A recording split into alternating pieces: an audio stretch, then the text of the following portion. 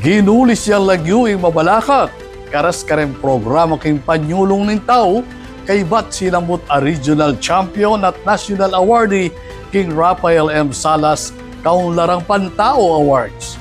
Ay ni report.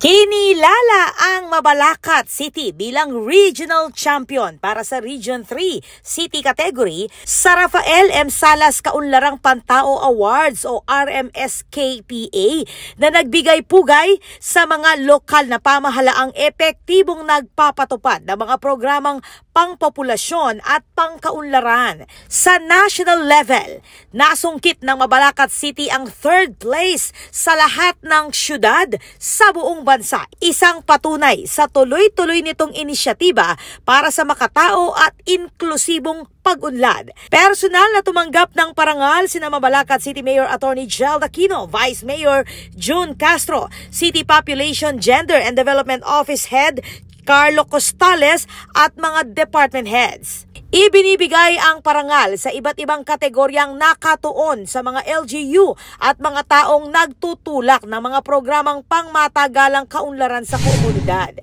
Told the God office that I will help you in all ways necessary just to make this program more suitable and more helpful to our people.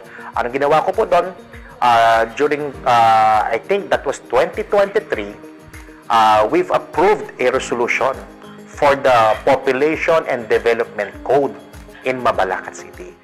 Layo nitong kilalanin ang mga hakbang na nag-uugnay sa population management, community development at mas maayos na pamumuhay para sa mga mamamayan.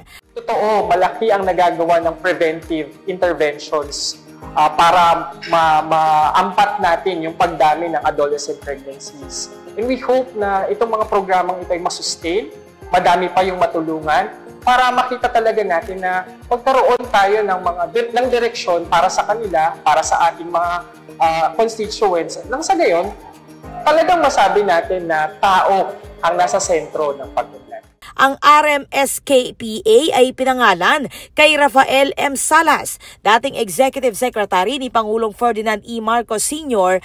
at unang Executive Director ng United Nations Population Fund.